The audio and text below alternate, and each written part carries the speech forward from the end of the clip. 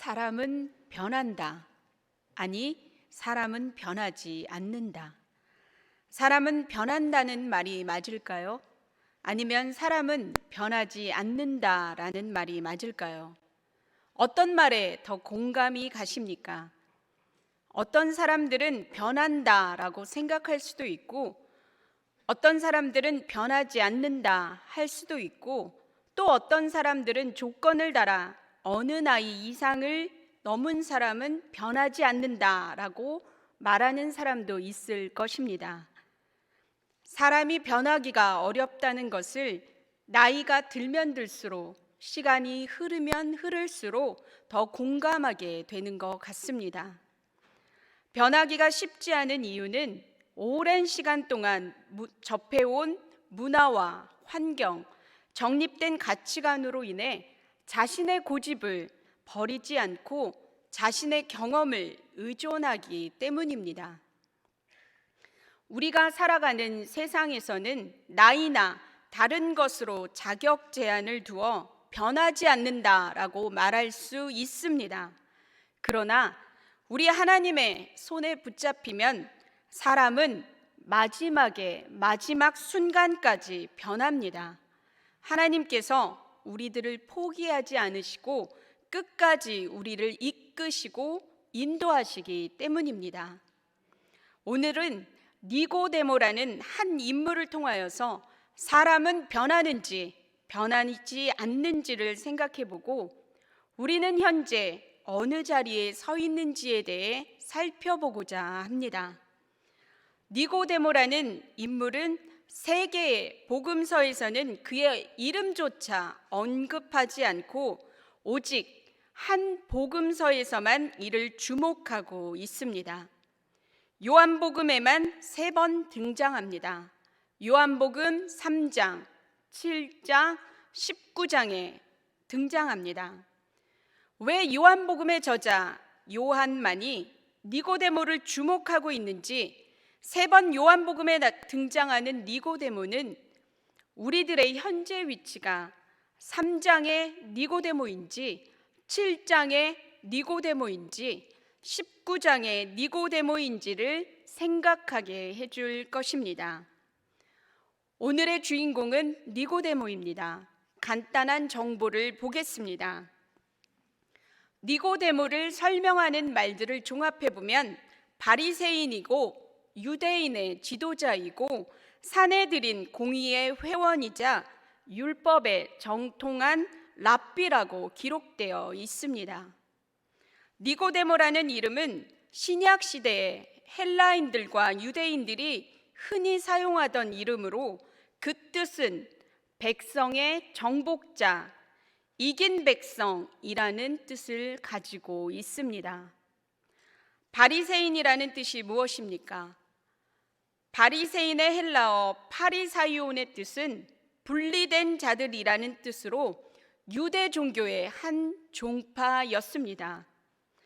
바리새인들은 율법을 엄격히 준수하였고 구제와 기도와 금식 등 경건 생활에 힘썼으며 자신들만이 참 이스라엘이라는 특권의식으로 일반 백성들을 율법을 알지 못하는 죄인과 같이 취급하였습니다.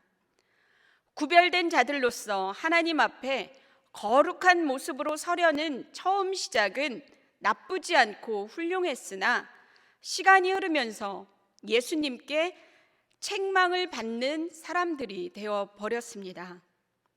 니고데모는 유대인의 지도자, 관원이라고 소개되고 있는데 관원은 통치자나 왕을 가리키는 용어로 권력을 지닌 자, 대제사장, 회당장, 사내들인의 공회원 등을 지칭할 때 사용이 되었습니다. 니고데모가 유대인의 관원이었다는 것은 그가 사내들인의 공회원으로서 막강한 권한을 가지고 있었다는 사실을 보여줍니다. 10절에서 니고데모가 이스라엘의 선생으로 불리는 것으로 보아 율법에 정통한 랍비로 유대인들을 가르치는 사람이었고 9장 39절의 기록을 통하여서는 니고데모가 상당한 부자였다는 것을 또한 우리들은 알 수 있습니다. 니고데모를 한마디로 말하면 막강한 권력도 있었고 지식도 있었고 재력을 겸비한 영향력이 있는 사회 지도층으로 부러울 것이 없었던 사람이라고 말씀드릴 수 있습니다. 본문 2절을 보겠습니다. 한 목소리로 읽겠습니다. 그가 밤에 예수께 와서 이르되 랍비여 우리가 당신은 하나님께로부터 오신 선생인 줄을 아나이다. 하나님이 함께 하시지 아니하시면 당신이 행하시는 이 표적을 아무도 할 수 없음이니이다. 아멘. 니고데모가 어느 날 밤에 예수님을 찾아옵니다. 성경은 니고데모가 예수님을 찾아온 시점을 기록하고 있습니다. 낮에 오면 되지 왜 밤에 찾아와야만 했을까요? 왜 성경은 그 시점을 꼭 집어서 기록을 하고 있을까요? 밤에 찾아왔다는 것은 두 가지 이유입니다. 하나는 그 당시 바리새인들과 예수님의 사이가 좋지 않았기 때문에 유대인들의 지도자이고 바리새인이었던 자신의 신분이 알려지면 누군가로부터 불이익을 당할 수도 있기에 숨겨야만 했던 것이고, 또 하나는 진리에 대한 목마름이 너무나 컸기 때문에 참지 못하고 예수님을 찾아와야만 했습니다. 밤에 찾아왔다는 것을 통하여 저자 요한은 니고데모가 자신의 신분이 밝혀질 수도 있는 위험한 상황보다는 그의 갈급함을 해결하고자 하는 마음이 더 컸고, 그것에 대한 해답을 줄 예수님을 찾아왔다는 것을 상징적으로 말하고 있습니다. 니고데모는 자신이 어떻게 예수님을 생각하고 있는지를 숨기지 않고 말하고 있습니다. 니고데모는 예수님을 하나님이 함께 하시지 않으면 절대 모든 표적들을 하실 수 없는 하나님이 보내신 선생으로 인정하며 선포하고 있습니다. 니고데모는 자신의 그 문제를 해결해 줄 수 있는 분을 정확하게 찾아왔습니다. 그리고 찾아와서는 솔직하고 정직하게 자신이 알고 있는 예수님에 대해 선포하는 것을 볼 수 있습니다. 우리들의 모습은 어떻습니까? 지금 현재 우리들이 안고 있는 문제를 누가 해결해 줄 수 있을 거라 생각하십니까? 우리가 알고 있는 권력자 누구입니까? 재력이 많은 누구입니까? 다른 누구로부터 선생이라고 불리는 위치에 있는 누구입니까? 오늘 자신의 문제를 해결해 달라고 부탁을 드리고 있는 권력자, 재력가, 다른 사람들로부터 선생으로 불리는 니고데모가 자신의 불이익을 감수하고서라도 밤에 찾아온 분을 주목하게 되시길 바랍니다. 사랑하는 성도 여러분, 오늘 우리에게 주어진 어느 시간이어도 괜찮습니다. 종일토록 우리가 오기만을 팔을 벌려 기다리고 계시는 예수님을 찾아가 보시면 어떻겠습니까? 찾아가셔서 솔직하게 자신이 생각하는 예수님이 어떤 분인지를 고백하시고 인정해 드리시고 해결 못하실 것이 없는 예수님의 도움을 받게 되시길 바랍니다. 가슴 깊은 곳에 있는 갈급함의 문제여도 괜찮고, 바로 우리들의 눈앞에 닥친 일을 해결해야 하는 문제여도 괜찮습니다. 예수님을 찾아가는 순간, 엎드리는 순간 우리들에게 살 길이 열립니다. 우리들이 갖고 있는 문제가 우리를 살리는 은혜로 임하게 될 것입니다. 저와 여러분의 삶에 예수님을 찾아가고 엎드림으로 살리심의 은혜가 임하길 바랍니다. 본문 3절 이후로 예수님과 니고데모의 대화가 이어지고 있습니다. 우리 3절을 함께 읽겠습니다. 예수께서 대답하여 이르시되 진실로 진실로 내게 이르노니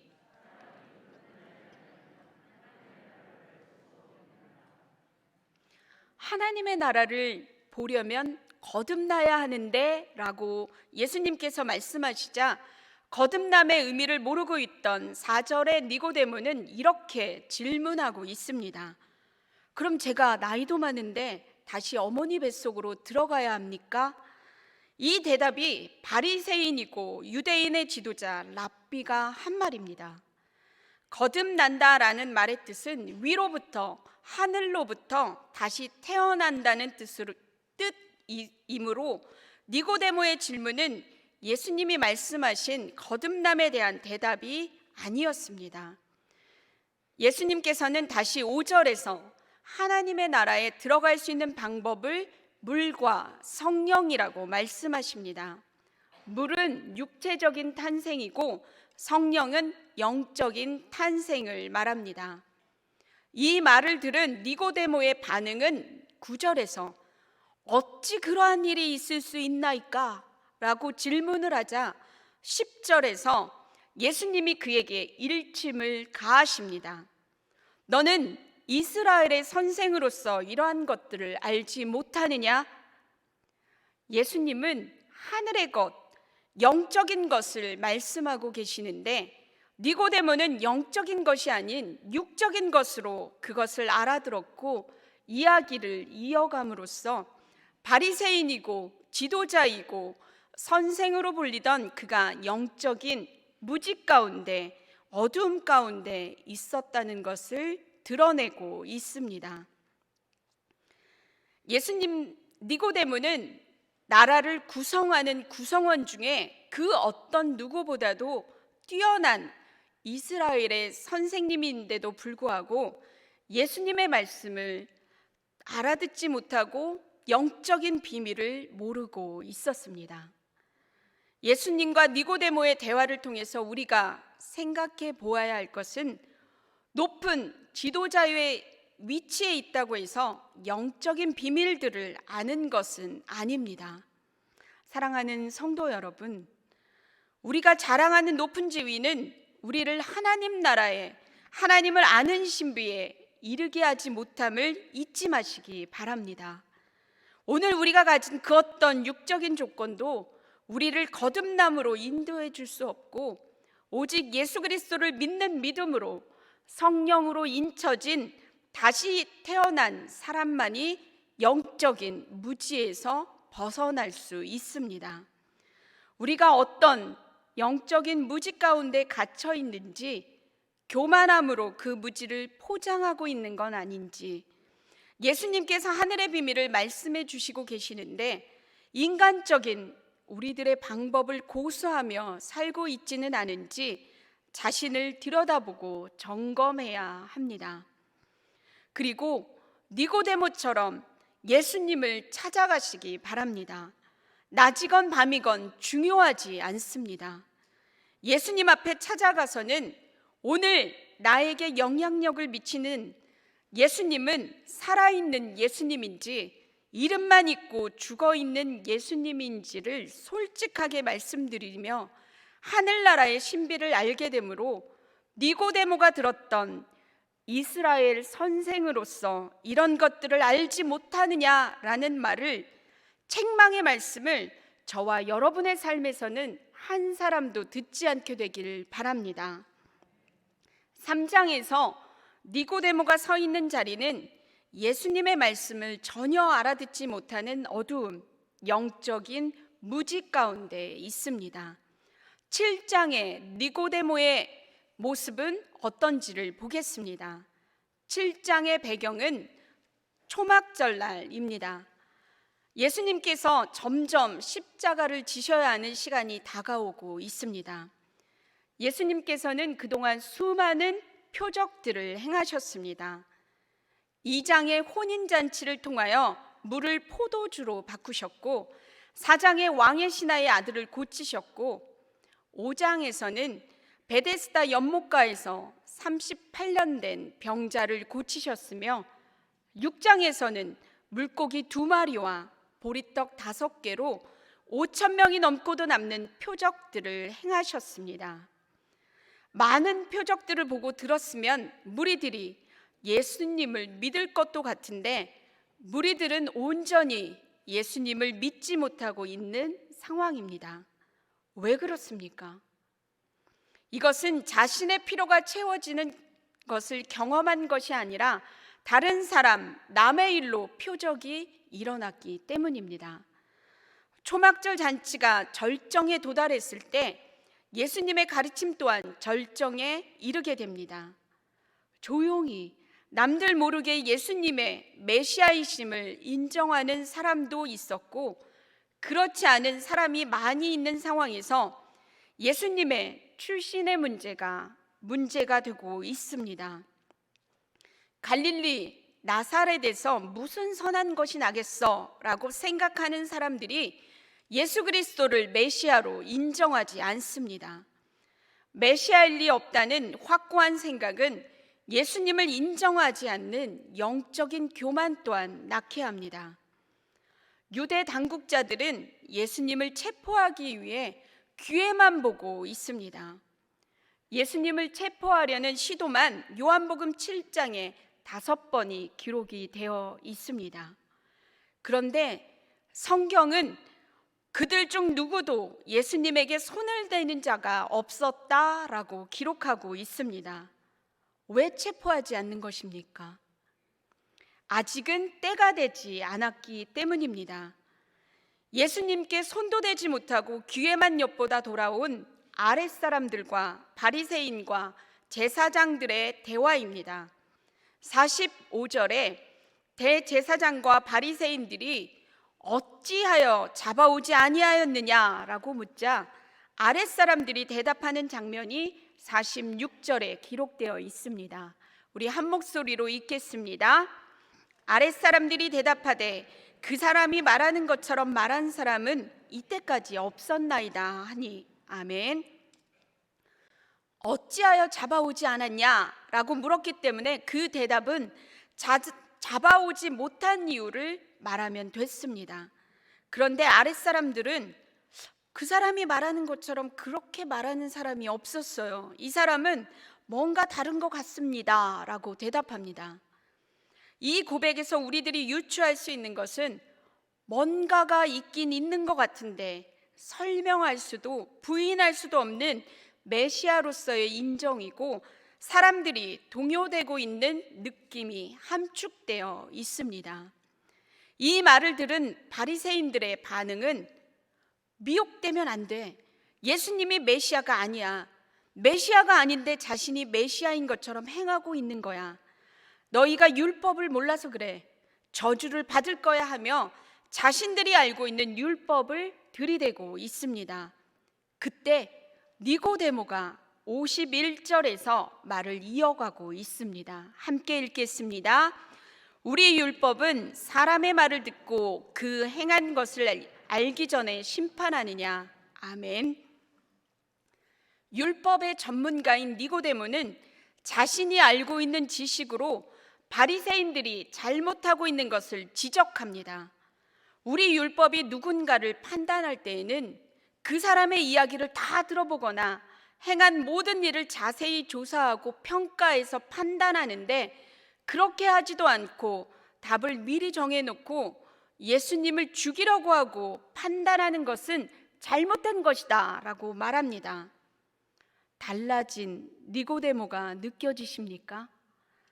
3장의 니고데모는 예수님이 말씀하시는 것을 도통 이해하지 못하고 자신이 알고 있는 것만 주장하던 사람이었다면, 7장의 니고데모는 적어도 자신이 알고 있는 율법, 지식으로 예수 그리스도를 변호하는 사람이 되었습니다.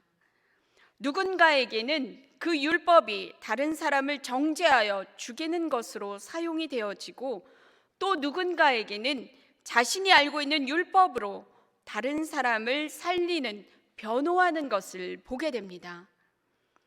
예수님의 말씀을 도통 알아듣지 못하던 사람이 예수님을 증언할 때에 사용되었던 것은 자신이 잘 알고 있는 것, 잘 하는 것이었습니다.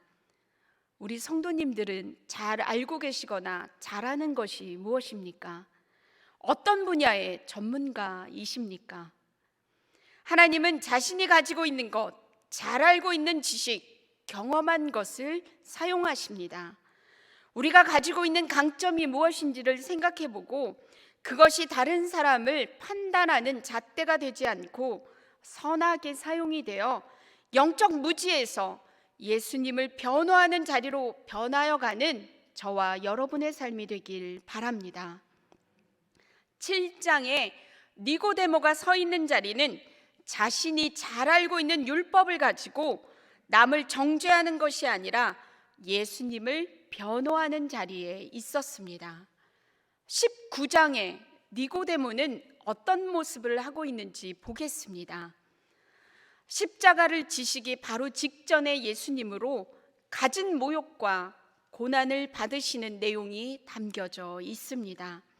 19장의 시작은 이렇게 시작합니다. 1절입니다. 함께 읽겠습니다. 빌라도가 예수를 데려다가 채찍질하더라. 아멘.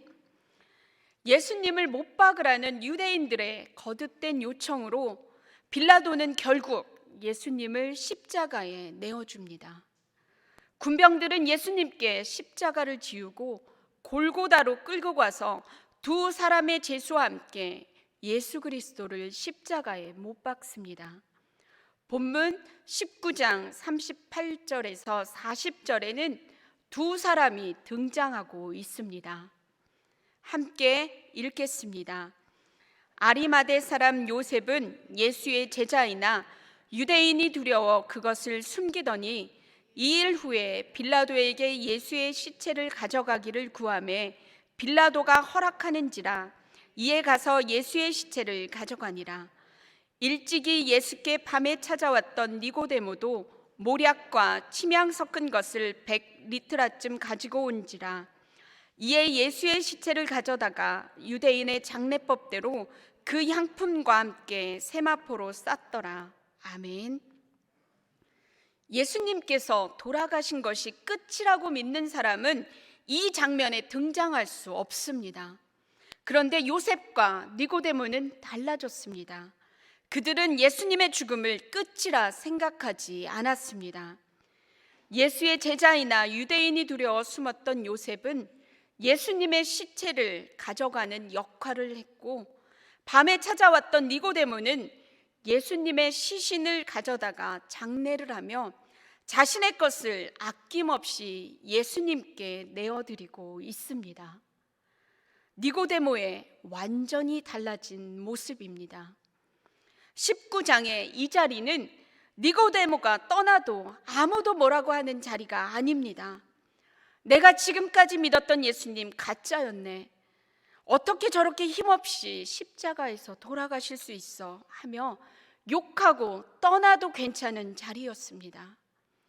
그런데 니고데모에게는 그 자리가 떠나는 자리가 아니라 아낌없이 자기의 것을 드리면서까지 그곳을 지켜야 하는 자리로 바뀌어 있었습니다. 모두가 떠나는 상황에 니고데모를 남게 한 그 힘은 무엇입니까? 이것이 진짜 예수 믿는 사람들이 갖고 있는 세상을 이기는 믿음입니다. 3장의 다른 사람의 눈을 피해 밤에 찾아왔던 니고데모가 이제 다른 사람의 눈을 의식하지 않는 사람이 되었습니다. 누군가가 볼까봐의 연약함은 이제 니고데모에게선 찾아볼 수가 없습니다. 계산하며 자신의 안위를 먼저 챙기지도 않습니다. 그에게 남아있는 것은 누가 봐도 상관없는 세상을 이기는 믿음입니다. 저는 정말 이 믿음 소유하고 싶습니다. 우리가 사랑하는 예수님을 다른 사람이 다 욕하고 떠나는 상황이 온다고 할지라도 니고데모처럼 내 것을 내어드리며 그 자리를 지키는 분들이 저와 여러분이 되길 바랍니다. 생각해보면 우리의 인생 가운데 가장 초라한 모습일 때도 우리 곁을 떠나지 않고 지켜주셨던 예수님이 떠오르실 것입니다. 예수님은 우리가 어려울 때 더 함께 해주셨는데 우리들은 우리에게 나타나시는 화려한 능력자 예수님이 아니면 너무도 쉽게 그 자리를 떠났던 것은 아닌지 모르겠습니다. 19장에서 가장 초라한 죽음을 맞이하셨던 예수님을 떠나지 않고 지켜드렸던 니고데모처럼 우리들도 그 자리에 머무르게 되길 바랍니다. 저와 여러분의 삶에 머무름의 은혜가 임하길 바랍니다. 19장에 니고데모가 서 있던 자리는 욕하고 다 떠나도 되는 자리였습니다. 그런데 니고데모는 그때 남아서 자신의 것을 아낌없이 드리며 세상을 이기는 믿음을 보인 자리가 되었습니다. 이제 말씀을 마치려고 합니다. 우리들의 과거와 현재와 미래의 모습은 분명 달라질 것입니다. 우리의 과거는 3장의 니고데모처럼 남들의 눈을 피해 밤에 예수님께 찾아와서 예수님께서 말씀하시는 것을 도통 알아듣지 못하는 영적 무지의 삶을 살았을 수도 있습니다. 변하여가는 우리의 7장의 현재는 율법학자 니고데모처럼 자신이 가지고 있는 전문적 지식이 강점이 되어 예수님을 변호하는 자리에 서게 할 것입니다. 그리고 마침내 우리의 미래는 19장에 초라한 예수님의 모습으로 인해 욕하고 떠나는 상황에서도 떠나지 않고 그 자리를 지키며 자신의 것을 아낌없이 내어드리는 세상을 이기는 믿음을 소유한 사람이 될 것입니다. 믿으십니까? 믿음의 정도에 따라 다르겠지만 3장의 니고데모, 7장의 니고데모, 19장의 니고데모는 우리들이 현재 서 있는 자리입니다. 어느 자리로 이동하길 원하십니까? 저와 여러분이 19장의 니고데모들로 다 거듭나 세상을 이기는 믿음의 자리에 모두 서게 되길 바랍니다. 기도하겠습니다.